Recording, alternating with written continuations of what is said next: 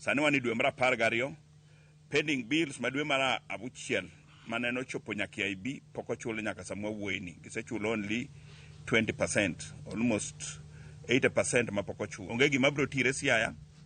Jopiny duto bro ng'eyo no wan kod problem. Wan gi nyithindo ma dhi skul, nyithindo ok dhi skul January. Jogo pe kwachul, wadari e mier. Mondo akata kum wadake wakia. Gin ginyalo dhi Nairobi, governor nyalo dhi Nairobi dak kuro. Koro kwanene kako kwanene gan. Nikech chakre July, jogi nowondwa ni chulowa by 20th. Then giloro financial year moko chulwa. Gipromise wani by September wane jok mikwongo chul. Up to date sani wani December. Jogi nyaka ne yaw financial year gisechudo diriyo.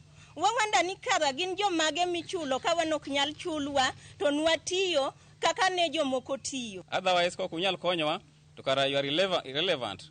Nikech tiju kara ukia. Nikech wan jopiny man wayiero we are suffering to un kwandiko nu barua mondo konywa onge gimutimo. Wadwa ng'eyo ng'ama golo ga tijewa e budget. Sirikal ma Siaya onge pending bills me Korengo, onge pending bills me Krasanga.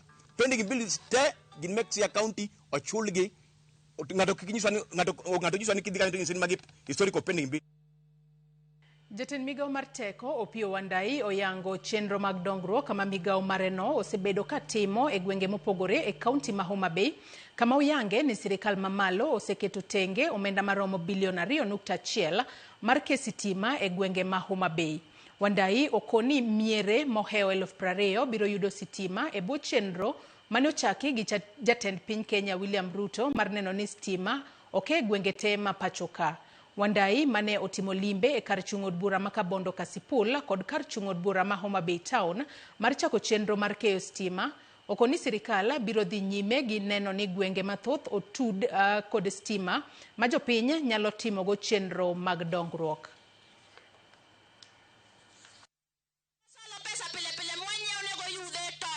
Ukumbukeni ya kwamba for the first time in history serikali kuu kwa mwelekezo ya Mheshimiwa Rais Ruto na kupitia bunge la kitaifa imeweka pesa taslimu katika hii kaunti ya Homa Bay shilingi 2.1 billion kwa ajili ya kuunganisha stima. 2.1 billion kuunganisha stima kwa manyumba au mboma 20,000 na hii constituency yenu hii ikapata milioni karibu 150 kuunganisha about 2,000 households. Ni miyo wa initially milioni 5 to nobedo configured kaka wa ambla electrification. Waziri nyocha nasekuai ni kamolosi the scope is a bit narrow and does not cover the entire community maromo Mwaluka. And I want to thank you before our people for agreeing ni wadhibedo another project miluongo ni Waambla extension. CS Wandayi alipochaguliwa kama mmoja wapo ambaye ako na maarufu sana ameendeza idara hii kwa moyo wa dhati akizunguka Kenya nzima akitoa sitima kila mahali. Nyakwara Mugejuanga erokamana nyakombedo kod nyaka gisani e kinde madhi mbele kod weche manyien magangichwela soma ne moko kuom ote ma uchwalonwa kokale namba mara ote machuo karia deka uchiel nonono Osino Oyu wachona neno news malera ka ne chuny boma ma Nairobi to mosna mamana Esther Oyu kod babana George Oyu ka gin Gemrai e Nyakacha. Ana Kanyango Kevin aneno news malera olasi ka wan gi mama Lavenda. Ramogi TV omondi odie yimbo Nyangare wachoni to karasha ni hospital moko ok yie ni jotue thiedhore kode to be Mr. Luga ong'eyo wachni gitimane nonro e wachno mano ote ma Nyakwara Mugejuang chwalo no iwacho ka ni Ramogi TV chopo na kan Kisumu anena ng'ich welo ka an kod Mose Chris kod Henry an Mili. Nyakwara Mugejuang med mana tudri kodwa e kindegi kata kamano wakaw yo madundo gi sani waduogo wadhi mbele kod weche manyiena mag ng'ich welo kikidhi mabor.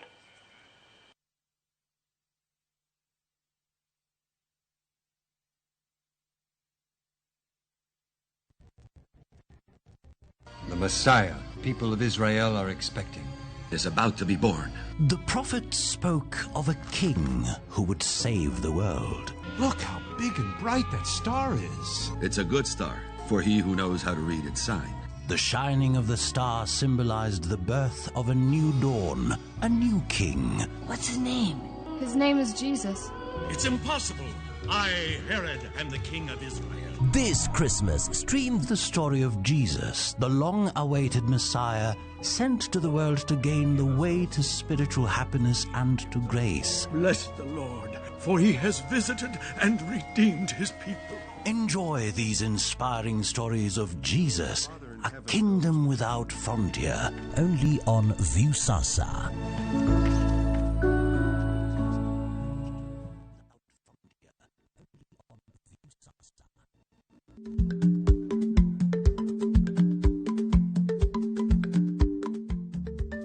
Dhako muol kadonjo, matiende ni, bedo ni ng'ato ling e kinde ma owendo, ok ofulo ni omuol. Samoro en kod kido mamoko.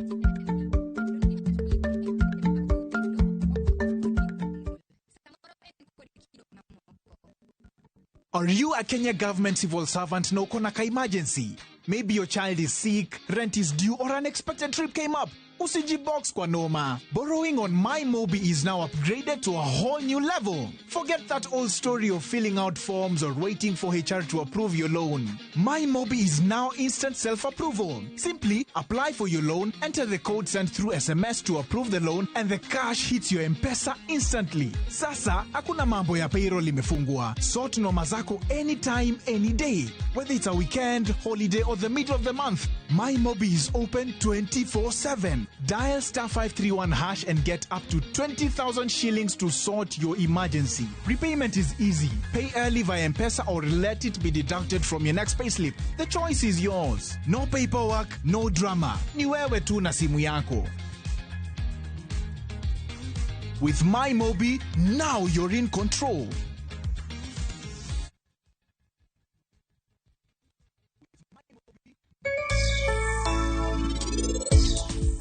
Maiye, karasanjuni en ngano kai? Donge, anaparo ni jaod pari iluongo ni Rajiv.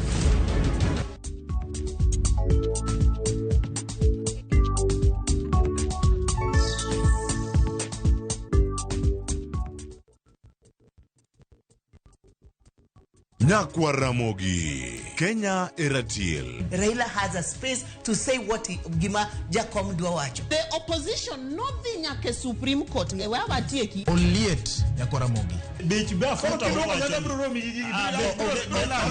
Jumapil ka Jumapil. Ana chungo mama Ratil kadel war piny. Ka adwani wa discuss kaka Kenya dhi. Winj tuak magoratil piny. One was gore no opposition. One was gore no opposition 50 years. Mae ukiparka kele wich bar moro. UDA onge kama pose donje. Adwani penje bati. Koso donje kona mane. Sachiel gi nusu tieno. Siasa mar piny Kenya en siasa koso dongruok. Kai kelo ni kod George Bati. Kik bai.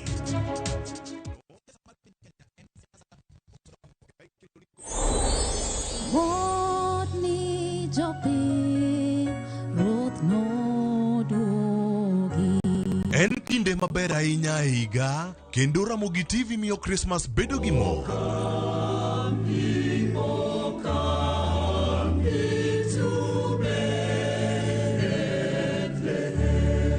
Weruru kanyachiel, kendo beduru mamor.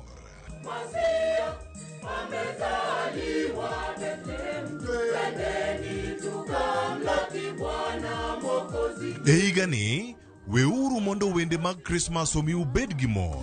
No bironwa baba, wagoyo erokamano, ni Yesu osebironwa. To mana e Ramogi TV, Merry Christmas.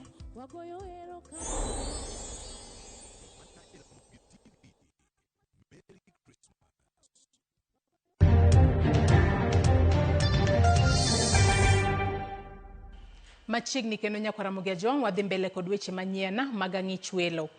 Wegorak mane omi chenro mag gedo mag apeyni e kaunti ma Homa Bay omisiem ni ka giyulo e tich to ibiro mag-gi oragego. Direkta mochung' ne nono chenro mag dongruok e apis jatend piny William Ruto, Sylvans Osele, wacho ni ok ginyal yie mondo gedo mag apeyni makamago odigni to sirikal osegolo omenda mag timo gedo. Osele mane loso e kinde mane onono gedo mag apeynigo Okoni ok ginyal yie mondo tijego odigni ka jopiny rito winjo bergi. Moko kuom gedo mag apeyni ma sirikal mamalo dhigo nyime e kaunti ma Homa Bay oting'o apaya mawuok Mbita, Sindo, Magunga, Nyakasori, Adiedo, Karaboka, Kadel, Pala, Kanyadhiang', Rusinga Ring Road e kind mamoko.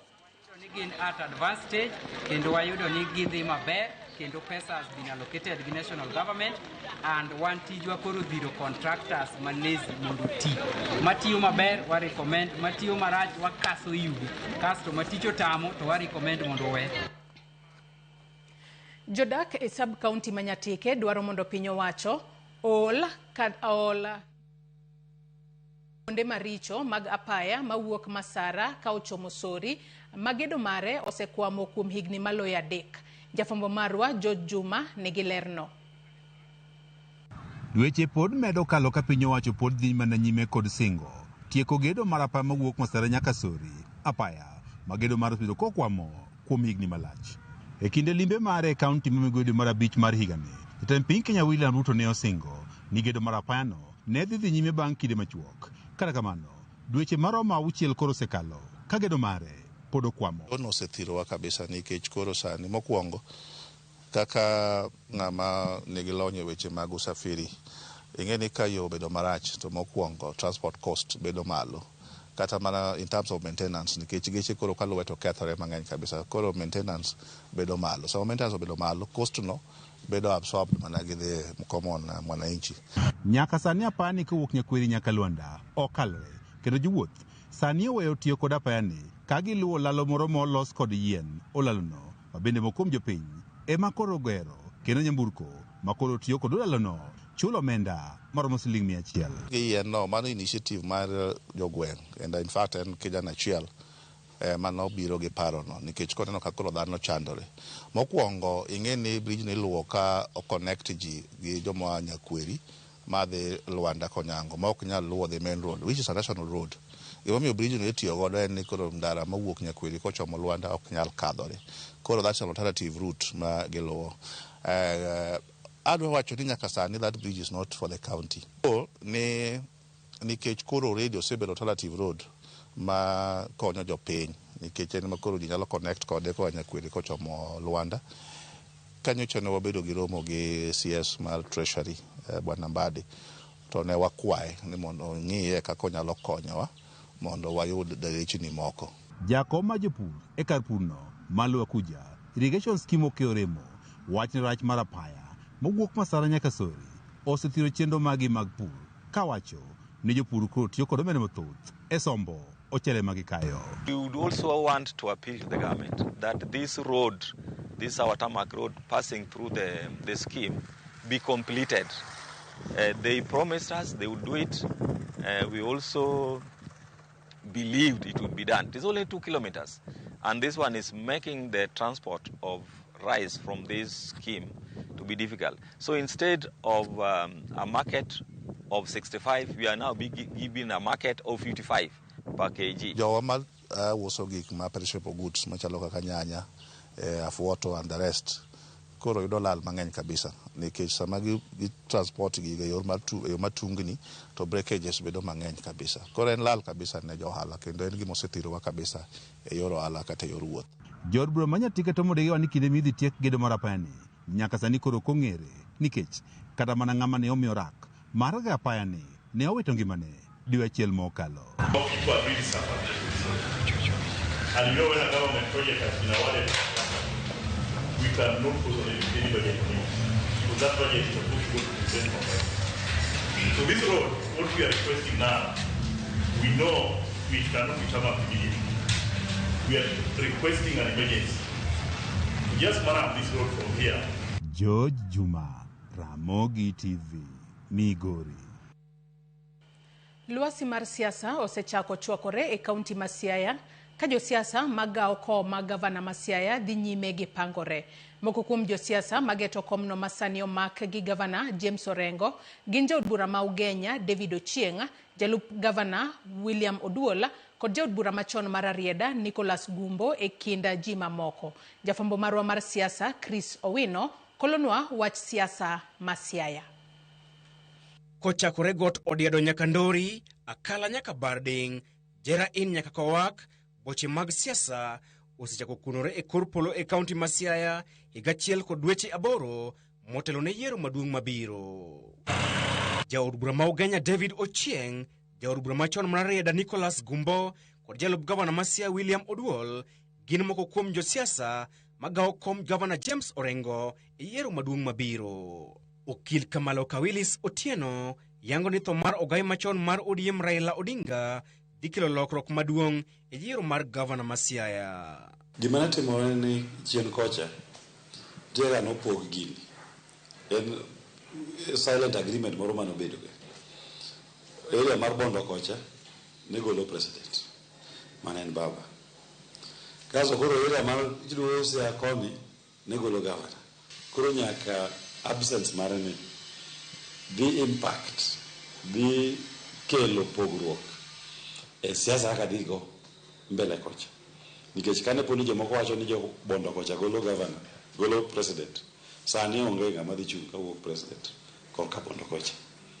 koro samoro joka mawuok side ma Bondo nyawacho ni wan be wateme go wamany gavana to jo Ugenya bende nyalo wacho ni ne koro ndalowa to en logo diriyo jo logo no logo diriyo wan be walogo diriyo e kwa wene kendo dot moro kae.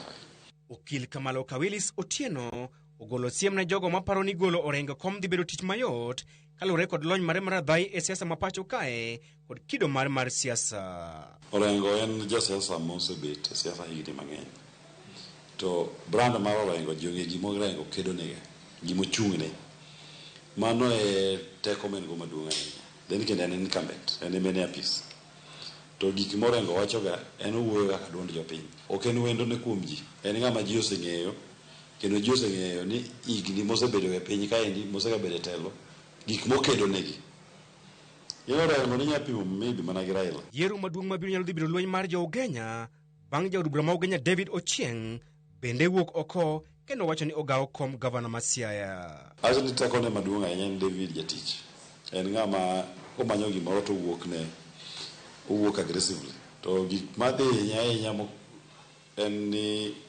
number 1 kani rango ndalo moko chien kocha mane lango moko dhi Karutu ni David nowacho ni ok en ga jaluo ng'ene ni Mluya kane ne bura moro marach Western koro samoro odhi chako kipenje to koro mane wacho no kino ganda wani to duogo nade koni dak ichung' Busia.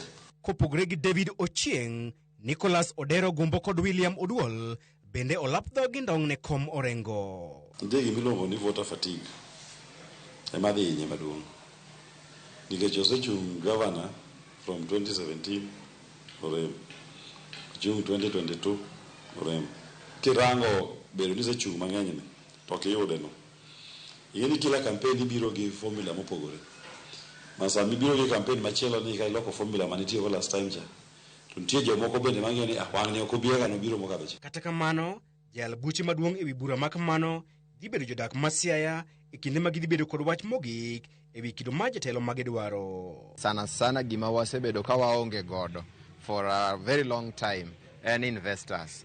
Wadwaro ni jotelo mabro chung 2027 mabro chung kata bed mana gavana manitie ka odwa duogo to nyaka onyiswa maler e yo malong'o gima obro timo ne japiny mondo investors obi Siaya. Waneno ka investors ng'enyne ok gibi Siaya to kata mobiro giwuok ka ntie ng'ama ogoyogi kata ntie siasa moro mogoyogi. Wadwaro jatelo manyalo loso planning ma Siaya kaka kidhi Siaya town kacha en congested opong to Siaya duong' loch nanga ne en mondo town omed landre kidhi kaka kiwuok oko ma Siaya ber man minyalo neno Siaya otende onge gik manyiso ne Siaya town onge Siaya oruma Siaya chuny Siaya kanyo tande ma wan go kata bed dispensary kata bed health center kata bed mana referral hospital onego bed ni japiny access maber kendo yudo chieth maber kendo yath bende nitie. Chris Owino, Ramogi TV. Nyakwara Mugejwangi report mar Chris Owino emadwano wadhigo de yueyo machielo kata kamano asoma ni moko kuom ote ma uchwalonwa kokalo yorwa duto te mag tudruok midhiambo makawuono. Bila shemotho ng'isa ka ni greetings Joyce Aluo News kendo amoro ng'isa ka ni Joyce jatend piny Dr. William Ruto osetemo ne Kenya kuom higa 2 ma osebedo e telo. Wan kaka onagi nyaka koro wasire lwedo mondo olok Kenya mangima. Mogik ong'isa ka ni jotend migepe ma ker nyocha okwayo nyaka wuog oko mondo okony ogandawa. An amor koda Opiyo Wandayi kuom tich makare. Wacho kae ni wamiuru telo mondo wadongre. Amor kaluwo chenro. Erokamano ahinya kuom ote mari. Ote machielo Makakumu Junior wacho ni masira mag apaya ok nyal tieki Kenya kae kapod traffic police odecha kod 50 boba kuom joriemb geche kod apiko. Victor Lweny wacho ni no yo makare. Levi Moja bende wacho ni no yo makare ka entiere Busia Obakai. Ote machielo Vitalis Ochienga wuod game karariyo ng'isa ka ni Joyce amor kodi e weche manyien gi sechegi mag ang'ich welo kendo ariyo maber bang' ko jakom amimo. En adiera ni Siaya podi kobedo kare gi tije matire ok wang'eyo ni ang'o matimore. Mar ariyo Wandayi oparwa Siaya wa koni game masogo ni nono sitima no wawinje awinja kajirani. Amorio Chieng Moses wacho ni sitima obi waserite ndi. Opiyo Wandayi otem mateka wan be wachalre gi ji.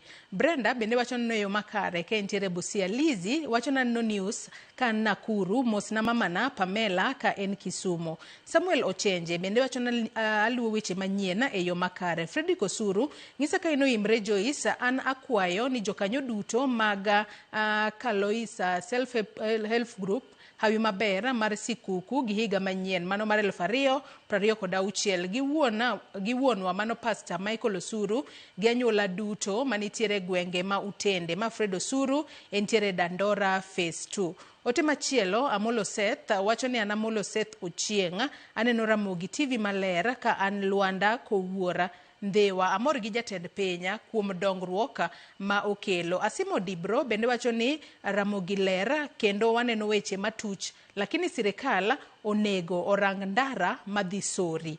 Ote machielo mabende Jane Anyango anno ka oro ka wacho no yo makare.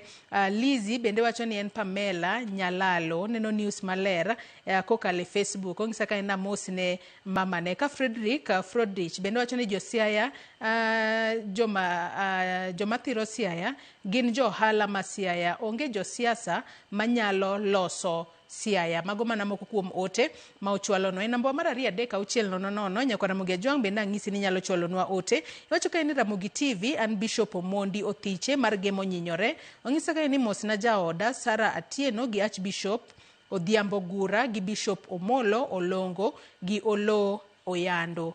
Iwacho ka ni Ramogi TV ata agina Nyakwar Arua mar Kisumu tiengre sirikal koyie to giyie gikonye oganda go mahinyore e macha kaka ne gisesingo moloyo wuondogi. Wabeduru soba kabisa e apeini mondo mi warit ngima jowuoth. Ramogi TV wacho ka ni no yo makare. Helen Ayek wacho ni Ramogi ler an Kanyamkago West Junction Kotieno. Nyakwara Mugejwangi medkete mane Ramogi TV wakaw yo madundo gi sani bang'e twaduogo kod weche manyien kik idhi mabor.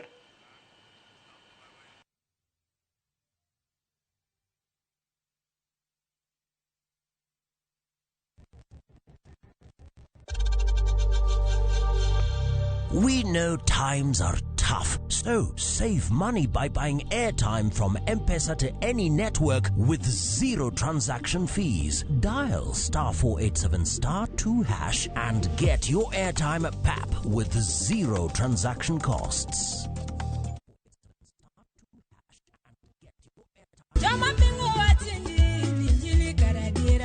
Kar chakruok, wach ne nitie.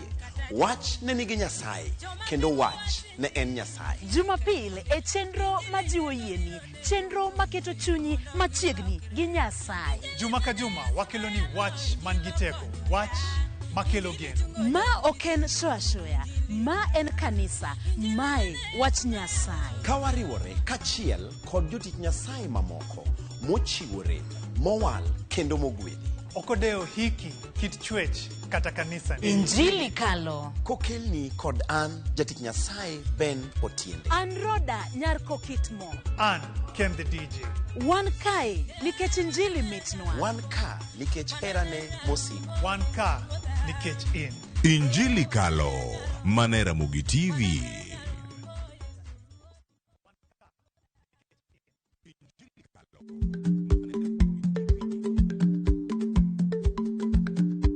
Ich lach nonego okal tako. Ma tiende ni bedo gi miluma mar yako mang'eny nyalo kelo rach.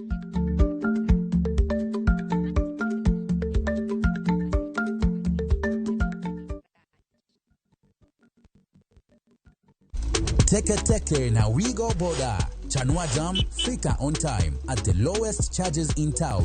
Va helmet and ride in style. Ni safi, ni safe, na ni easy kwa mfuko yako. Wigo, your trusted ride. Download the app now. Ama SMS Wigo to 20425. You'll fike right on time. Wigo, your trusted ride.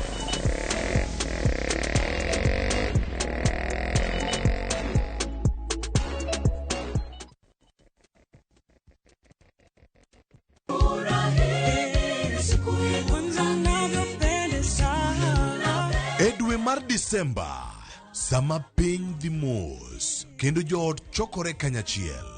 Wagwelou mondo udoge tudruok gi gigo madwarore moloyo.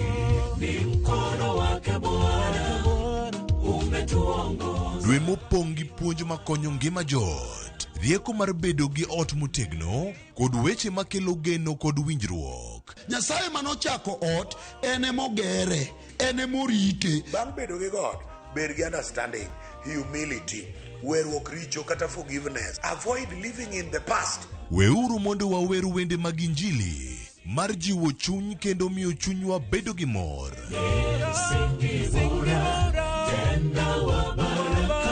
Injili ngima, Sabato ka Sabato, chakre saa 2 okinyi, mana Ramogi TV.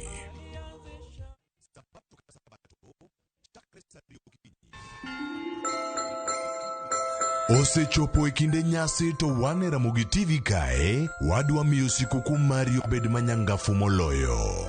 Ibed gi chuny mokwe, tibed mamor. Aparo ni en ni Obama. Wakelo ni sinema mag Christmas, kokalo kuom sigendni mamoro chuny joot. Magango, aneno mana ka gichalo yugi. Dawe, magi Christmas light. Nyaka sigendni maparonwa gima Christmas en. Merry Christmas. Merry Christmas. Nyithindo be okwawe chien. An gi mor mang'eny ahinya nikech kiny gokinyi waboyawo mich moko. Winj mor mokalo e nyasi mar Disemba ni.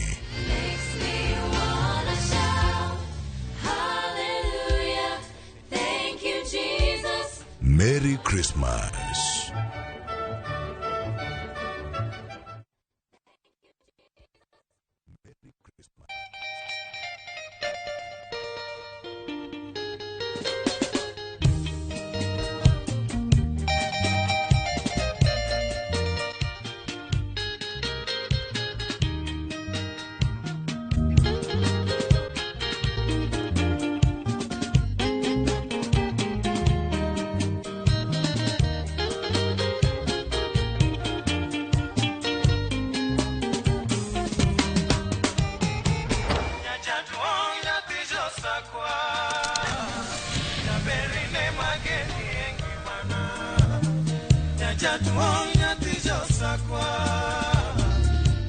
Radio Ramogi, Cartoon Jaluo. Radio Ramogi.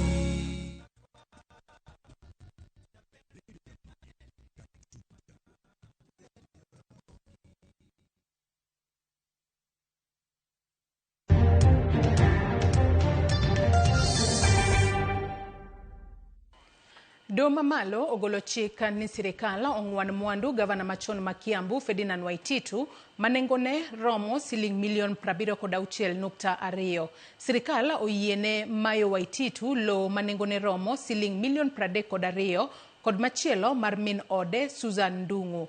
Okang' makama obiro bang' Waititu kod min ode rem chiwo ler ne doho kaka ne giyudo mwandugo.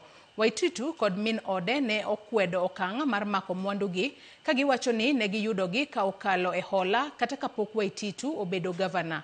Mwandu mamoko ma ondhi gin tinga mar komeko mar siling $11,000,000 kod nyamburko 2 ma nengogi siling $600,000 moro ka moro.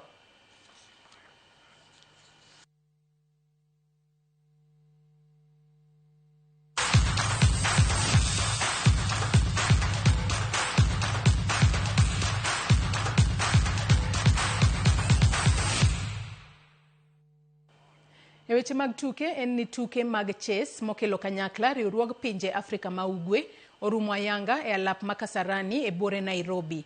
Tukego nokelo kanyakla timbe mawuok Kenya, Uganda kod South Sudan. Tukego nopogi e kidienje 3 mopogore kane riwo jotugo ma hikgi okoheo 12, 14, 16 kod 18. Jotugo mag Kenya oketo piem mapek ka okalo kuom jatugo kaka Kiruthu Wahome mar Endarasha High e kidieny mar higni 18. Jatugo mar Uganda Nolan Alex Nio mar Great Thinkers Chess Academy Uganda orieny gi midila mar goldi mana kaka nyamin mare Hailey Michelle Nio mabende orieny e kidieny mar higni 16. Bende tukego notigodo kaka yo mar jiwo rowere e yore mag somo e alwora ma Afrika ma Ugwe. One of the best juniors in the region and the continent because they were the best at Africa Youth. So our children get a chance to play with them. And of course, we're also known having strong talents. So we are here to expose our children to strong competition. Gift of Chess has been organizing best tournament in the region. This year they have organized 3 tournaments so far. And most of the tournaments are well attended by people because the level of organization is amazing. Kadok Warriors e joloch e tielo mar 2 mag tuke ASK Basketball tokloyo tim mar Dementors points 65 kuom 55 e finals mane obagi e alap ma Kasarani Gymnasium.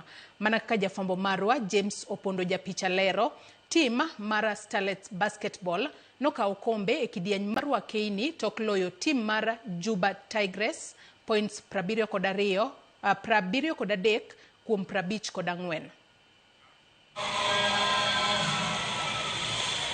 E finals mane ji rito gi liyo kendo geno ni biro bedo maliet tuke mag ASK Foundation Basketball Cup. Mano e kaka ne obedo. Kadok Warriors mane obedo gi tuke mapeka nyaka e finals noloyo tim mar Dementors points 65 kuom 55. Kwota mokwongo ne orumo amodhi mar points 14 kuom 14 kapok tim mar Dementor loyo kwota mar 2 points 13 kuom 10. Dementor nodhi nyime gi tugo makare kwota mar 3 tok loyo points 20 kuom 18. Kadok Warriors kata kamano nojiwo itugo kendo loyo kwota mogik points 20 kuom 11. Loch mane omiyo gi okombe. It's very interesting. It's a good tournament for these guys. I think it's the best thing that is happening to them. I think that whatever they are doing is really going to help them in terms of integration. Their skill levels are going to go up. South Sudanese, we have a lot of talent in basketball. And for the young people, they know that our national team is doing well. So some of them want to go to that level of representing the country in that name. So, and it is started here. So you have to start from this tournament, and the next year, maybe you might find yourself in the national team. E kidieny mar Wakeini tim mar Starlets Basketball nobedo joloch tokloyo tim mar Juba Tigers. Starlets noloyo kwota mokwongo gi mar 2 points 16 gi 15 kuom 12 kaluwore. Mano tero tugo e yweyo points 31 kuom 22. Kwota mar 3 gi mar 4 bende nobedo mayot ne Starlets tokloyo gi duto kendo kawo kombe margi mokwongo e tukegi. It's have been amazing. We have learned a lot. We have competed. We have, at some point, most of us, the teams that were there were very competitive. And for us to make it here to the finals, it was something that we really fought for. Tukegi mane ochan gi riwruok mar ASK Foundation, riwruok mogoyo taje piny mar Sudan ma milambo, chiwo thuolo ne rawere mondo nyis mich margi e tuke mag okapu. Tielo mar 2 nobedo gi timbe mathoth kipimo gi tielo mokwongo mabende ne obagi pacho ka. We really need to step up in some way to encourage the youth to come up. So this is just a platform we have created for this youth to come in and showcase what they have. So what they do with it after here, I would say it's up to them in terms of basketball, because after you are given a platform, someone has just given you wings. You go fly, do whatever you want with those wings, and that's what we have always been. Tok tielo mar ariyo mag tukegi rumo ayanga. Jochak tukegi chano bago tukegi dingwen higa manyien e pinje mag Afrika ma ugwe ka finals ibiro bage piny mar Sudan ma milambo higa manyien. James Opondo, Ramogi TV, Nairobi.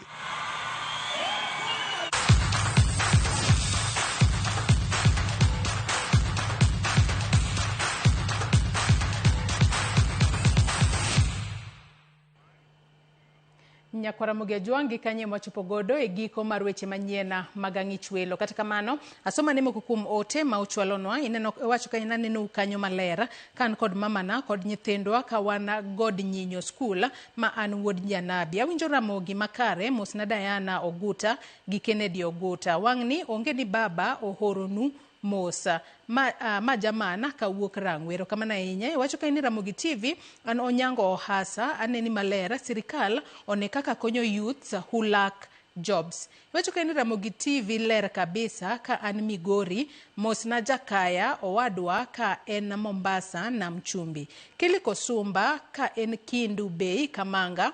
Wacho ka ni Poch gi Paka ne jofuambo mane oloso chenro mar wuod Awasi Amimo Jakoma. Nyasaye ogwedhu. Ero kama na inya Ramogi TV ler an Charles kod Brenda ka wan Yenga Ugenya. Antaflina ka wuok Uyoma. Ramogi TV neno na malera mosna dawa gi kwarwa ka wuok Asembo Ramba. Nyasaye mondo one jogo duto mane Kenya. Iwacho ka ni Ramogi TV an Oscar from Nyakacha konie wandae gi parie Nyakacha. To be awuoro josiasa manyalo singo ni gima ok gibitimo Nyakach to ni chiena. Wacho ka ina wacho ayueyo. Ramogi TV wacho ka ino imore news donjona malera ka ne dala Marongai ma Beatrice kata min Natasha koda Jaydena. Otima moko iwacho ka ni Thomas Omondi iwacho ka ni Ramogi TV neno malera. An Thomas Isaiah ka wuok Rota kojwa. Chokisa ka ni Joyce ka serikal pok ochiwore matiek jogo malemi Illuminati to podi ji biro mana tho e apeini mapacho kae. Kata kamano mano pacha Thomas Omondi. Nyar Jaluo bende wacho na neno makare an Molena Nyarongo ka an Ongo. Moses Oduor Mamosa ka ni Kiseriana Ramogi lera. Nyakwara Mugejuang mago ote ma uchwalonwa kokali yora duto te mag tudok. Frederick Onyango bende wacho ni onenowa e yo makare ka ote makamano na sesomo. Nyakwara Mugejuang erokamano ahinya kuom bedo kodwa nyaka gisani mochope giko mar weche manyiena mag ang'ich welo. Warom kendo kangoromo kanyo sa 3 weche manyiena mago imore. Oriti masani nyinga Joyce Oduor nantere kae kod jaloko marwa Wilson Ochuka.